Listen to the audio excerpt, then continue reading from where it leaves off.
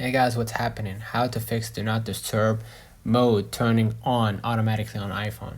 Go ahead to the settings, and then what you're gonna do, go ahead to the general first. In software update, make sure your iOS is fully updated to the latest version. Go back, scroll a little bit down to find focus. Go ahead and click focus. You're gonna see do not disturb mode. Go ahead to that do not disturb mode. And as you can see, I've turned on the smart activation, meaning whenever I record or something going on and I don't want to receive notification, that do not disturb mode will be on, like will be activated immediately.